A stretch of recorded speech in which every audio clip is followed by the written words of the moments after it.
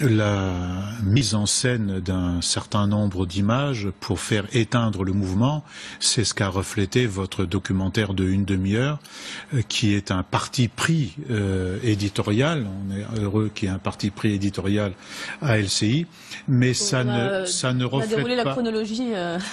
reflète pas du tout ce qui est en train de se passer dans le pays.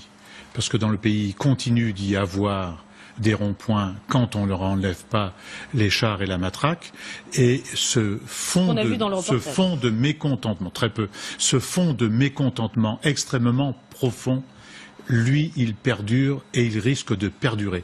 Et ce n'est pas en le traitant de cette manière-là, ni en le traitant de la manière dont le fait le ministre de l'Intérieur depuis quelques heures, qu'ils vont pouvoir résoudre les problèmes, bien loin de là. Il y a tout de même une violence qui existe. Mais je ne dis pas qu'il n'existe pas de violence, mais il y a de la violence des deux côtés.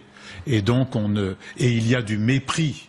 Il y a de l'humiliation et dès qu'il y a un peu de calme, on continue de parler aux gens comme à des enfants, comme l'a fait le président du groupe de la majorité présidentielle il y a quelques jours de cela, en disant que eux, ils étaient trop intelligents et ils n'étaient pas capables d'expliquer aux gens pourquoi ils vivaient dans la misère et qu'ils continuent de vivre dans la misère pendant que d'autres accumulent des masses d'argent sur leur compte en banque et même le font partir via l'évasion fiscale. C'est cela qu'une majorité de nos concitoyens ne supportent plus aujourd'hui, qu'ils soient dans l'action d'ailleurs ou qu'ils n'y soient pas. Qu'est-ce que vous dites face à ces images? Parce que, évidemment, ces images existent. Non mais ça, si vous voulez faire un débat d'entonnoir, moi je ne dis pas, et moi je n'ai jamais agressé un policier de ma vie, et je ne le ferai jamais. Et je ne dis pas que c'est une bonne méthode de lutte que d'agresser quelques policiers que ce soit. Est-ce que ça brouille pas le message? Encore qu'il faudra, sur ces événements-là,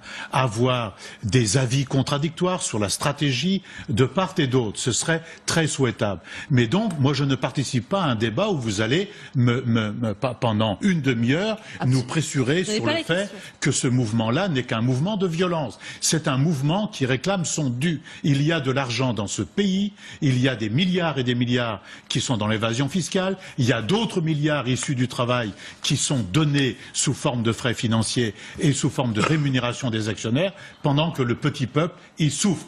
Celle qui est infirmière, celui qui est pompier, celui qui est garagiste, celui qui est paysan, celui qui est ouvrier de la métallurgie, qui n'arrive pas à terminer les deux bouts aujourd'hui, il subit aussi une grande violence dont on parle très peu.